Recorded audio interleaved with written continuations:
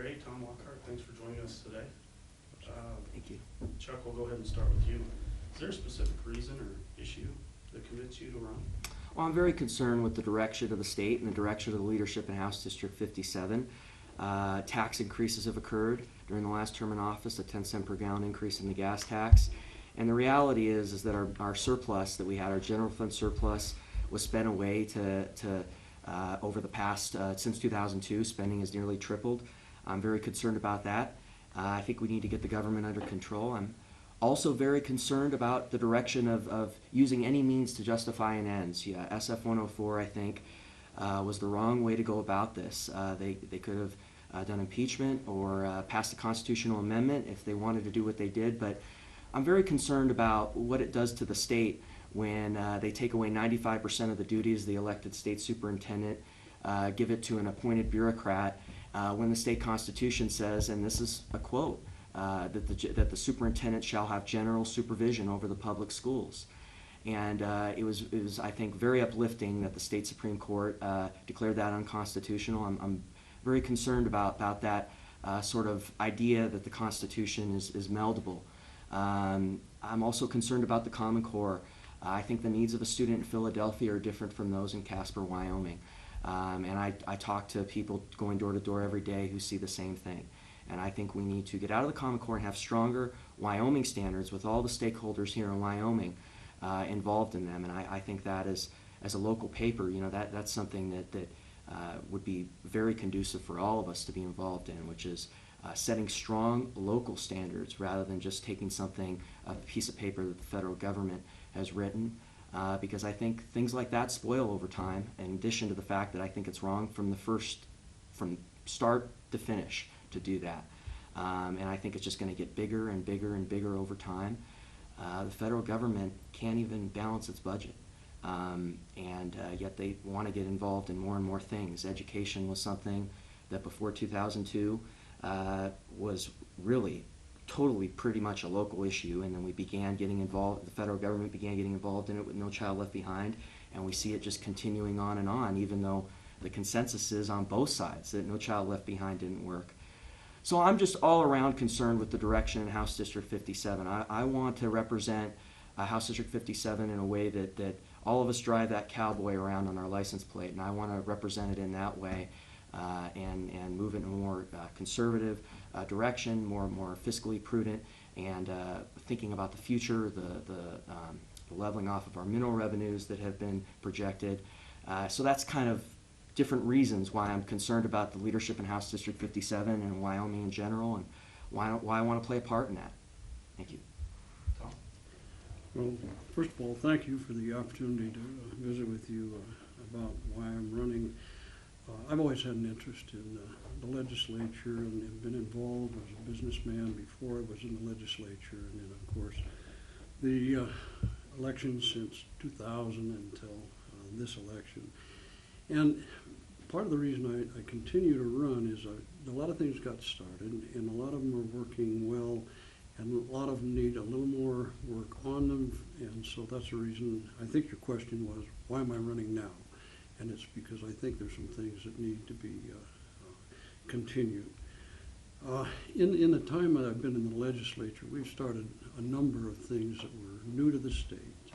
For instance, we have the Wyoming Pipeline Authority, the Wyoming Infrastructure Authority that really look at our energy sector, and I was a part of developing that. Wyoming Business Council, I had a part in creating that even when it was just a gleam in people's eye, and ultimately became the Wyoming Business Council.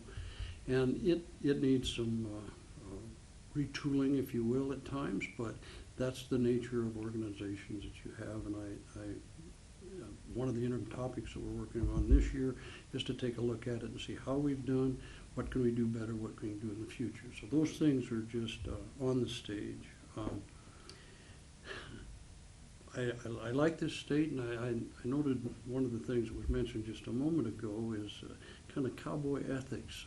I happen to be one of the people that was sponsoring that to bring it to the state of Wyoming, and now it's pretty well established in a lot of places. And I think we'll all live better lives if we do that. Additionally, I've had commitments from the constituents, or at least expressions of interest that they'd like me to continue to do the things I'm doing, and that's encouraging when you've had a record and you can stand by it.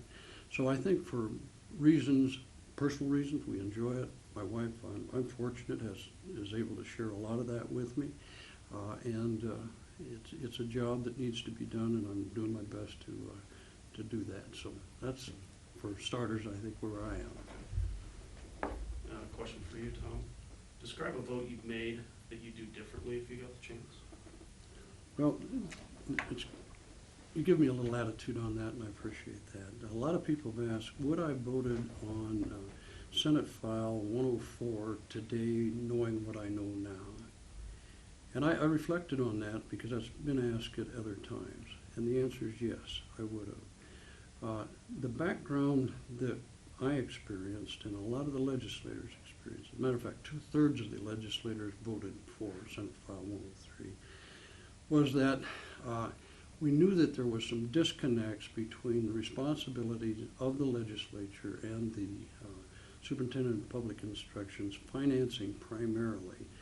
And so there was an interim study by the Education Committee that spent a year in the interim trying to figure out how can we connect on the legislator's responsibility of finance and accounting and the superintendent's efforts for providing good education to our students. The net of that full interim study was we can't work together, because at the result, when they came up with some suggestions to discuss and negotiate, the answer was, no, I'm not going to do that. So that's what generated Senate File 103, is that there didn't seem to be any other way to get control of the financing, and that is the responsibility of the legislature. And so that started the process, and we did it with full knowledge that it was going to be a difficult thing. It was bipartisan. Both Democrats and Republicans voted for it. There were certainly some who did not. And the question is asked, would I do it again? The answer is yes, with what I knew then. I think you got to keep in mind that while there is a Supreme Court decision, it was a split decision. It was 3-2. Two of the more senior Supreme Court justices had a dissenting opinion.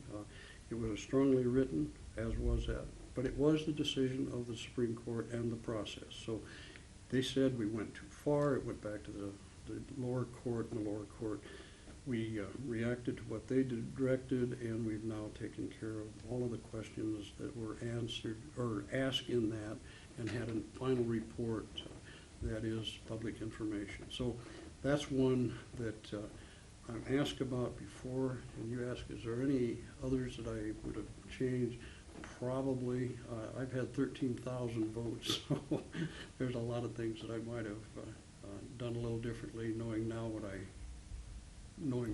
didn't know then when I voted for it. But most of them I support. I think the process that we have at in the legislature, where we have standing committees that do a lot of the background work, we have people that develop expertise in those committees. They come to the full legislator, ask for votes. Usually that's debated and understood pretty clearly by most people. Not everybody has the same detail as the people that are in the select committees or the standing committees. So, there's things to learn. So that's where I am. I hope I've answered your question. Chuck, a reply? I'm very concerned about that. I mean, to say that you would vote for this again, I think is very concerning. To say that the state constitution says that the elected superintendent shall have general supervision of public instruction. And, I see this going on a lot at the federal level, especially, and beginning to quite a bit in Cheyenne. And it's one of my reasons for running, which is we can use any means to justify our ends. That what was laid out at the premises of that response was that there were financial problems. Well, there are procedures to deal with that, namely impeachment and a constitutional amendment if you feel that if they felt that there was a larger structural problem with the way the department was organized. And that's the way to deal with those. And that procedure is established through the rules of the House of Representatives and the rules of the entire state legislature. And they didn't go about that. I also want to note that the gas tax wasn't talked about there.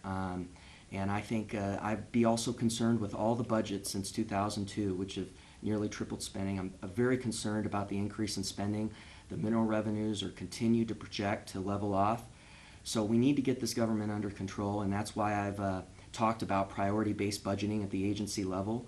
My opponent called that a grenade at our debate. And priority-based budgeting isn't a grenade. It's been proposed by numerous think tanks, discussed at the municipal level and the state level in many instances. So I'm very concerned about that answer. Thank you. Question for you, Chuck. What time commitment do you think a seat on the legislature requires, and do you have enough time? It's a huge time commitment, and I'm so excited to be able to do it. And I want to put my time into it first, the session itself, which is huge, and then also the time in between, taking calls, responding to emails every single day. And that's part of the reason why I want to run. I feel I definitely have the time to do this right now. And I'm not looking at making this a career. I want to be what the Wyoming legislature was meant to be, which is citizen legislators, kind of the way our founders were, which is that they go to session, they respond to constituent concerns and the interim topics aggressively when session is out. If there's an emergency session that is called or needs to be called, they're part of that. But they're home when session is not in session. And we've moved away from that at the federal level and the state level. And not Wyoming so much, but in many states have. Wyoming is pretty unique in that respect, and we need to keep it that way. I definitely have the time commitment where I am in my life right now, and I'm very thrilled to have this opportunity and would love to serve House District 57. It does take a lot of time. There's no question about it, and I think it's misunderstood by the public that it's just the general session and the budget sessions that you spend your time on. Really, that's a minor part of it, and that's the evolution that's occurred probably over the last 50 years from what was originally, at one time, we only had 60 days of the legislature and did that every 2 years. And then that was too far, too much time between meetings, so that's when we split it, came back to this. I think it works pretty well. I think it's demanding on people. I think you see people become legislators and then leave because they can't handle both their other issues and the legislature. I'm retired, so it's given me the time since then to commit to it. To give you a specific answer on how much time it takes for an individual, I did that 1 year. I decided to keep track of how much time I spent traveling, preparing for meetings, in meetings, and then, of course, the sessions. And it was like 1,800 hours.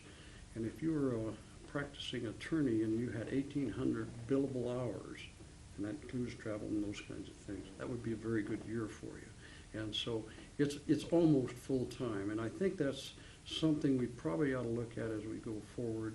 Is there a way that we can keep our citizens' legislature like I think it works best? We're rated by most people as the best run legislature in the country.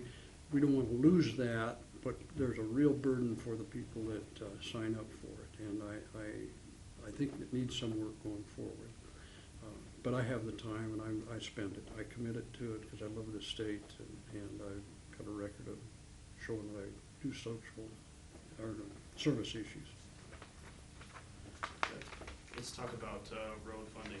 Legislators recently hiked the gas tax to increase funding there, but the boost is really just a Band-Aid for the bigger problem there. Tom, what would you propose for highway funding?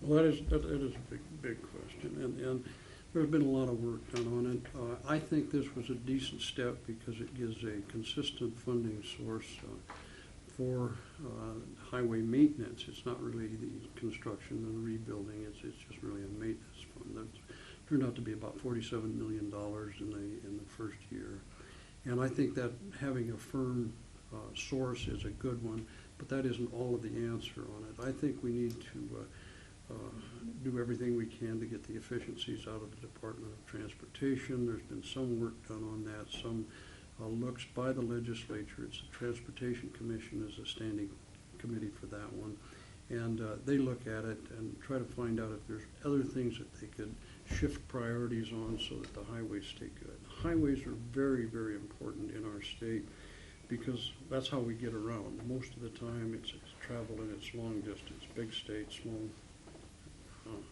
small population. So I think we may have to, in the long run, look for something particularly on the interstates, and it's one that's a little bit controversial, but I think we could have a tax like they've done in other areas.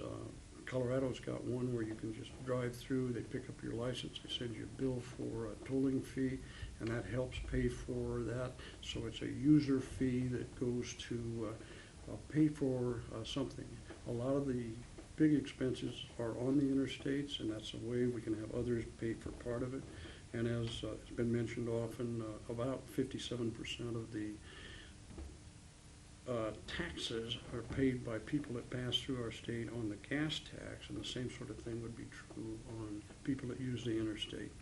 And I think you could even work out something that what does the most damage? It tends to be the bigger trucks, so I think you'd be able to fund the tolling fee based on the vehicles that are there. So I think there's something there. I haven't pursued it personally because I've got a full boat with minerals business and economic development, but if I were in the transportation, that's one of the things I'd take a look at. Chuck? Highways are one of the key priorities of the state government.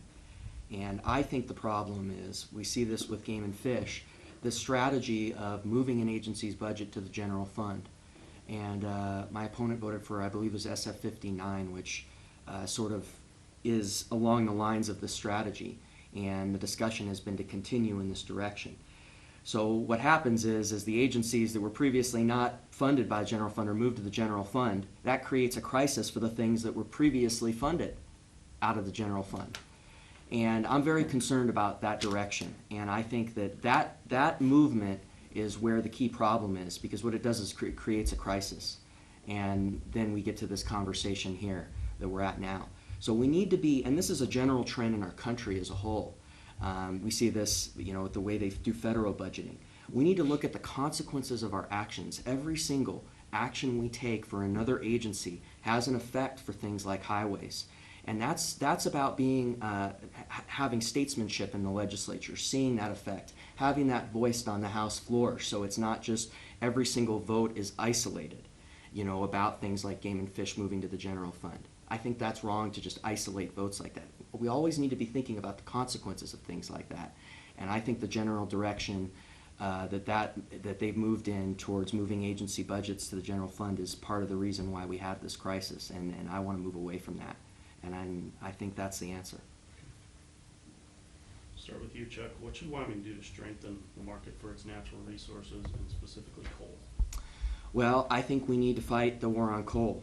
I think it's wrong, and I think we need to be having lawsuits on that, about rules on coal-fired power plants, which are intended to destroy the coal industry. We need to also think about our delivery mechanisms. How do we deliver coal in a better way to make it more cost efficient, and so that it's a product that will be that can be bought. I also think that we need to think about federal lands.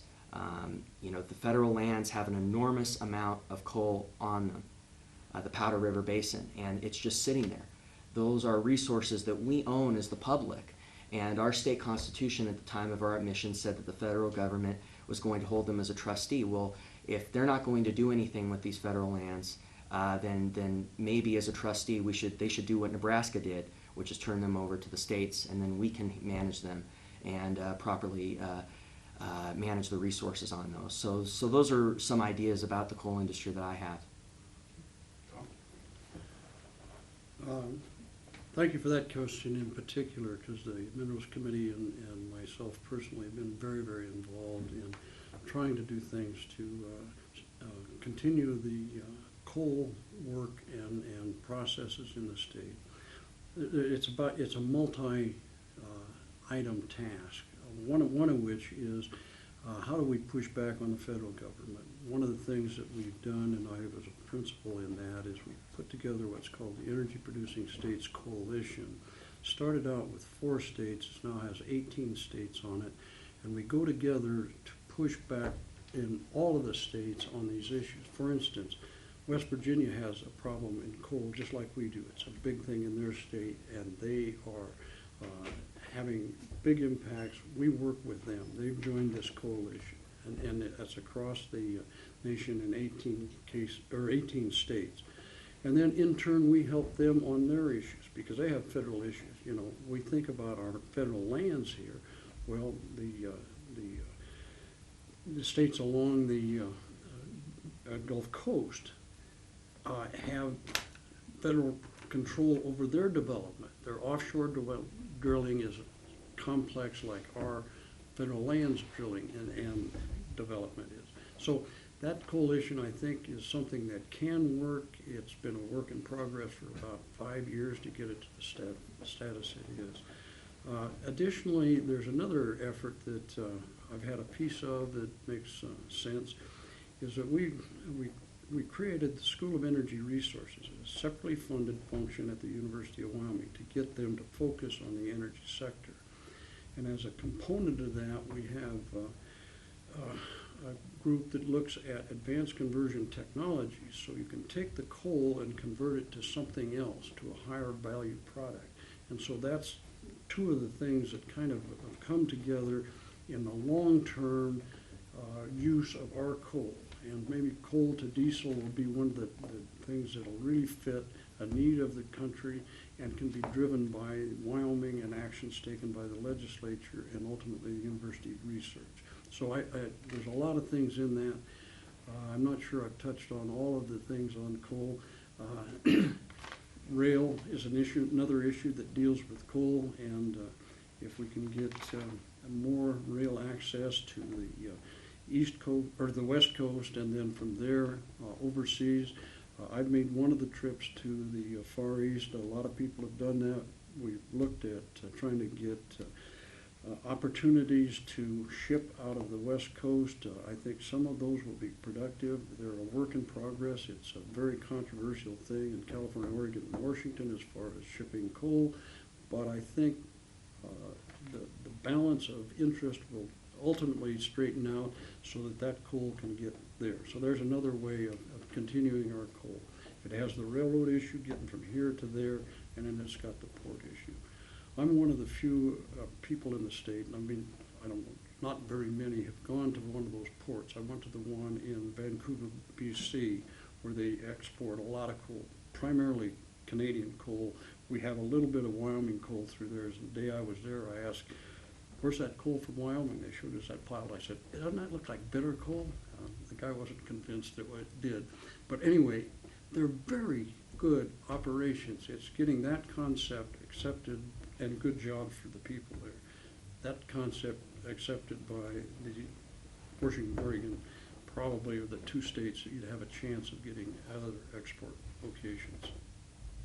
You need the port and you need the transportation, but I think those things, if you work on them and they take time, will be beneficial, and it'll be good for Wyoming and Montana, I think. Start with you, Tom, for this one. What would you as a legislator do to improve education in Wyoming?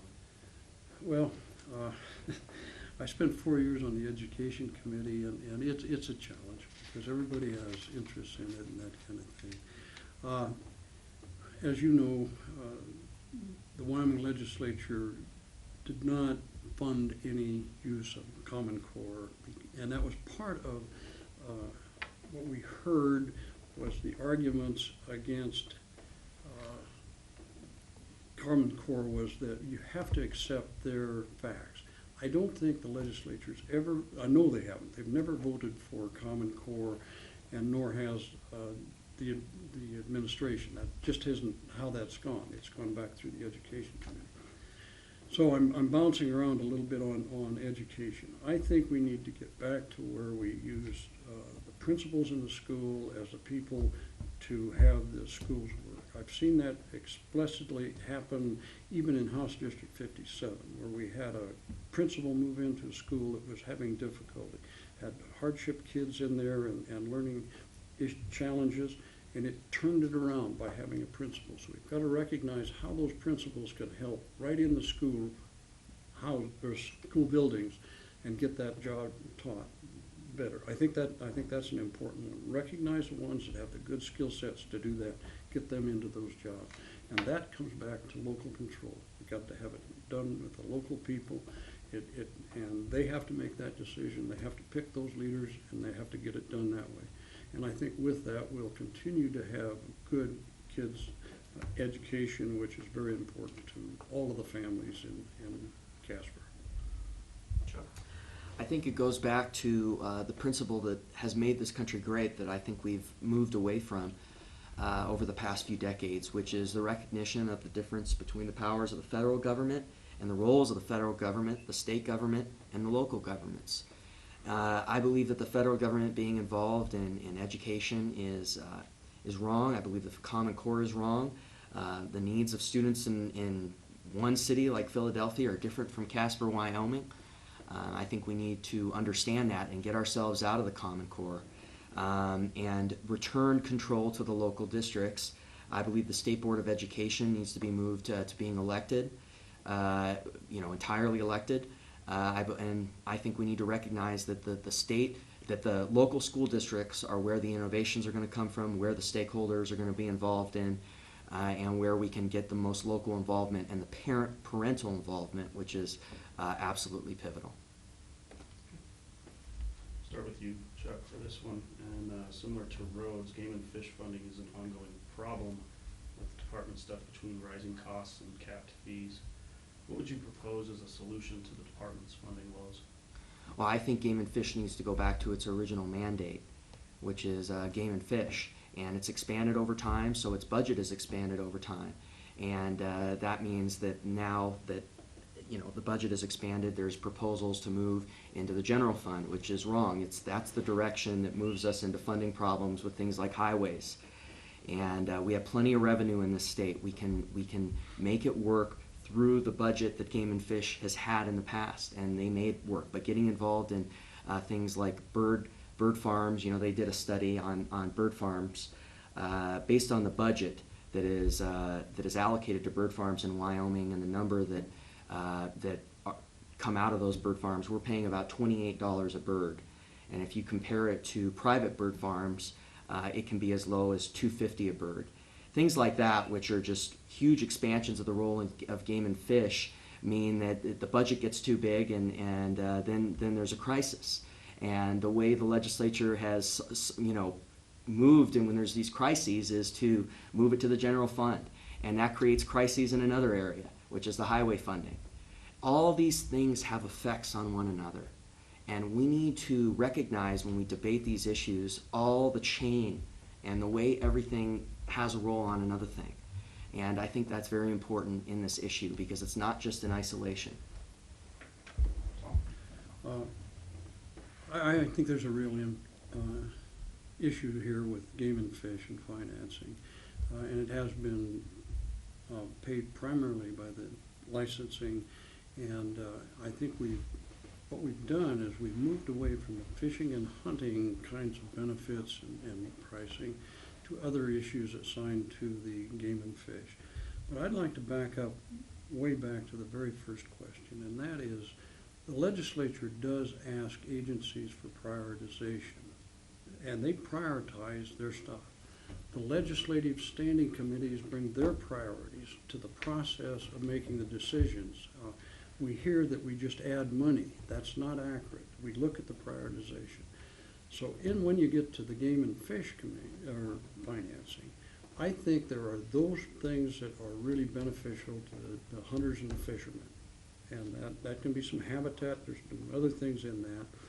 But then there's some things that are done for broader issues, and that has to do with, they are the ones that are experts in some kinds of the animals that are not hunters or fishermen, or fish that are integrating into the state that could be damaging, those kinds of things. We need to have them get into the prioritization to ask for funding in a general fund to compete with, if you will, the other funds of the state.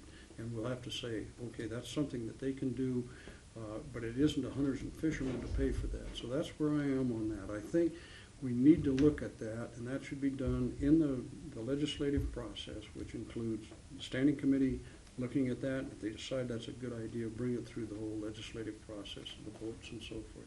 So I think it's an issue because I think we've stretched the pricing on hunting and fishing, which limits an opportunity for our people to enjoy one of the assets that we have in the state of Wyoming. Can I respond to that? Thank you very much. Well, wait a minute. Are we changing the rules? Well, I mean, you may I'll let you follow up as well. Okay. Okay. I feel like I need to respond to that. You know, that claim there that I said that the budgeting process, the initial budget that the legislature just added to it, that's a straw man. That's not what I said. And I also didn't say that there's not prioritization occurring. Priority-based budgeting is an accounting principle that has been put forward by think tanks and, you know, used by municipalities, that the agencies list formally the prioritization of every single thing they do. So then the legislature, when the initial request is made, sees that if tightening needs to be done, the agency has made the input to say what is the least important thing. Obviously, they may think that everything is important, and that is part of being from an agency. That's their side of it, and that's understandable. But having them be able to go through that process where they see what is the least important ordered means that you don't do the across-the-board sort of thing that people have an issue with when you do need to have the belt tightening, which is necessary. So that's all I'm saying. And the straw men that sometimes come out of things like this are very troubling and that's why our conversation as a state and sometimes federally has become so unproductive, because that's not really what I said. And what I said was we need to move to the formal process of priority-based budgeting that has been proposed. And obviously, the legislature tinkers with each agency's budget and makes adjustments, and in many circumstances in large form. But the initial agency request is pivotal. That is the starting point for the entire conversation. And as laid out in the state constitution, there's only a certain amount of time for the budget session. So the starting point is key.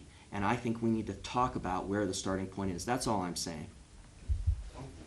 Well, just in response, I just think that our appropriations committee is an extremely complex and hardworking group that commits more time than most legislators do because of the responsibilities that they're given.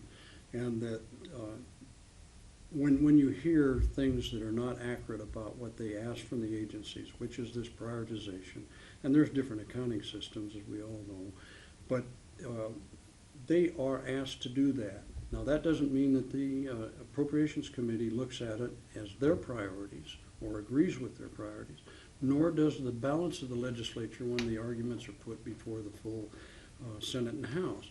So we're not an automatic growth in legislature. And I think we've proven that by the fact that we haven't had taxes added to people. You can talk about the gas tax, but really we are a very low taxed state that's recognized by virtually everybody that rates those kinds of things. So where I was going with that is to think that we don't do the hard work it takes to get the best budget possible with the people we have and the issues that we're addressing. So I'm supportive of the process that the legislature has now, and it could be improved, sure, but it's a good one. Start with you, Tom, on this one. What's your philosophy and decision-making process when voting on a controversial issue or regarding an issue on which you have no strong stance? There's two parts to that. When I don't have a lot of background, what you do over time, you make contacts with people that you know have more expertise in. For instance, medical issues. We've at different times we've had doctors in the legislature, Senate, and House, and you go to them and say, no, what does this really mean if we do this thing? Because we're not all doctors, and the same sort of thing in education. We have some people that are teachers, some people that are on school boards and that thing, and their background. You find out how you contact So you work with people, because I don't think any legislator can be on top of all of the issues. You develop a relationship and a trust between people that are square with you, and you don't have to agree with them, but they'll give you their answers. And so that's one of the processes I use for the issues that I don't know a lot about. I think there's 2 or 3 ways you work bills. If in my case, I look at what comes to the Minerals Committee, and it's my job to get the committee to understand what the issues are, and then become the people that are available to the others in the legislature when those issues are coming up for a vote. It's to give them the best information that we have as a committee for broader people when they make the vote. So that's kind of my approach on passage of legislation. And I see it as a chairman's responsibility to do what you can to get the right people there to produce the background information, and then the committee to ask the questions so they become the subject matter experts, and then the balance of, for instance, the House of Representatives, the 60 people, have people they can go to and say, what is really behind this thing, so they've got answers to make their votes proper. Chuck? I think this involves listening and involving the stakeholders when there's an issue that you don't know too well and a controversial issue. It's all about listening, responding to the emails, responding to the calls that your constituents bring, and understanding what their views are. I want to be a constituent-based legislator where I listen, respond to emails, respond to phone calls, and involve people from fields where there's areas that I don't know. And I think that's a very important question, and it goes back to listening. Chuck, we'll start with you on this one. What should the state's role be in economic development? I believe that economic development in most circumstances, I'm opposed to economic development and the direction we've moved in because there's winners and losers when you do that. I come from a small business that, to be honest with you, we wouldn't want it, but we also wouldn't, have been the loser in many circumstances. And this is part of the problem with where our country has gone, which is part of the job losses, part of the loss in economic growth. A lot of the hopelessness is that a lot of the people that used to start would have started small businesses can't do it anymore. 1, because of the large increase in the cost of living, and 2, for this very reason, which is they're being crowded out by large businesses that, 1, do have efficiencies and scale, which is part of the market, but in many circumstances are receiving funds from the government, either through things like economic development agencies or through, bailouts or implicit bailouts. In many circumstances, that's at the federal level. But the first thing that I talked about is at the state level. And I think Wyoming Business Council is a wrong approach to be picking winners or losers in this state. And they always tout the job increases. That's always what's discussed at the debate. But you don't talk about the after effects of that. The after effects to the small businesses that remain here and may go out of business. The after effects of the small businesses that were never created because they were replaced by an out-of-state business that received this slush fund money that could have been used to fund our roads, first of all, that received this winner check. And that statesmanship where we see the after effects of something, I think has been lacking. And so I don't want to sit here and say, well, we created 300 jobs by giving this money to a business. I think that approach is wrong, and it's not what our country is about and what it had done for a long time. We've moved in this direction, but we can move back, and Wyoming can be a leader in this. And that's my view on it. Before you apply, Tom, do you have an example of a loser? Example of a loser? Yeah. Well, that's the thing, is a lot of those are things you never see. For example, the Magpul situation. What is another business that could have been created from that situation, that would have been created out of the other you don't have string theory, but out of the other possibility, which is if they hadn't given away this money. And I mean, in terms of a circumstance, every time they give away money to a private business, my family's business is a loser, because it's every time, because it's an advantage that we don't have. And as you look at the entire sort of ordering of events that occur, yeah, we may not be in the same industry every single time, but it affects everything from the way the healthcare market and speeds that up to make our costs more on that end, to everything, to the entire supply chain. And that's the sort of discussion that I wish was happening more on this issue, rather than just, we brought such and such number of jobs here to the state of Wyoming. And I know, anyway, thank you. I believe that if you were to sample the people in Wyoming, they'd think we've got a pretty good economic circumstance here, and that has to do with job development and those kinds of things. And it's made our life here very nice. We attract a lot of people just because of the jobs that are here. And economic development is a part of that. The systems that we have are like everything. They're not perfect, but they're better than a lot of places, and for that reason we get a lot of good things happening in Wyoming. And you can start out with something small that gets bigger. One of the things that just kind of triggers me is that in Casper, you know, everybody talks about oil and gas and that kind of thing, but if you really look around, what's happened here is small business coming in. We've got a lot of manufacturing that didn't have any subsidy, but some of them came here because somebody ahead of them did, and on a bigger project. And so you get that diversity, you get jobs for people that have different interests in how they want to work. I think it's a good thing. And I think you all know we are looking at how did we do it in the last few years, and how are we going to do it better going forward. There's a committee looking at that, and that standing committee is just getting started, and it'll have at least some recommendations for the next legislature, to have the legislature look at it. And as far as how do we measure successes, you look at the people that are telling you, I like this kind of thing, or I dislike it, and that's that outreach to the public generally. But you have to see where the economics works out. And some we've subsidized, probably not so much, but others are been successful and have been big time. Just taking, for instance, there was money from the state that went into the data storage in Cheyenne, and it's replicated now, and it expands, and it gets jobs, and it gets other people.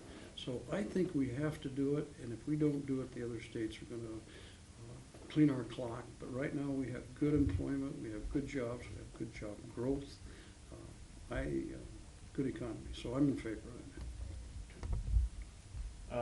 Give you one last shot for each of you, and hit on anything we didn't touch on that you want to hit on here. Tom, we'll start with you. Why should we choose you over your opponent? Well, I think I bring a proven record. I think I bring experience, broadly experience. I have more than 2 years experience in the state, like some people have only been here 2 years. I have a record I think that I'll continue to work on and try to get done. I think I have the energy to do the things that need to be done for Wyoming, and I can commit it to the state of Wyoming. I'm very concerned about the leadership of House District 57, and I'm very concerned about some of the things we heard today about from the incumbent on substantive issues, which is, you know, that the vote on SF 104 would have been yes again, that the gas tax was not a vote that is regretted, that we're going to continue to move agency budgets to the general fund. All those things are substantive issues that you know, are his record. And when you don't have a record to stand on anymore, you move to other things, which yields that first comment that was kind of made in that final conclusion statement, which I think is also concerning. But it's time to have people responsible for the record.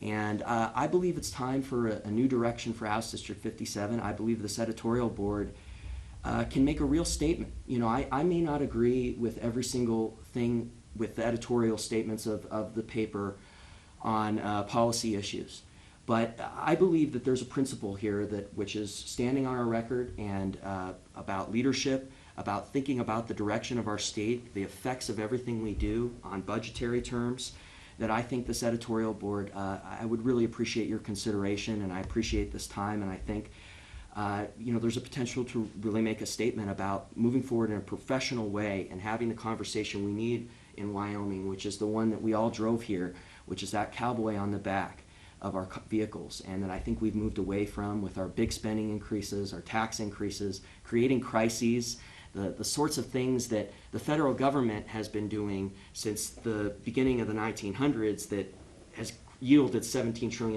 in debt, $150 trillion in unfunded liabilities, that really in 20 to 30 years is going to create a huge crisis federally. But we are, although we got to the game a little bit later, we've seen it now from our state, beginning the same things you've seen from the federal government for a longer time period.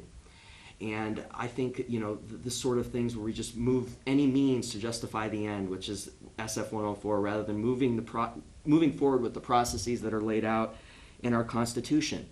The straw man that we saw in this sort of conversation, where my position on prioritization-based budgeting, which is a formal accounting process, was kind of changed and said that I was claiming that, you know, the legislature is just increasing the initial request, which is not what I said.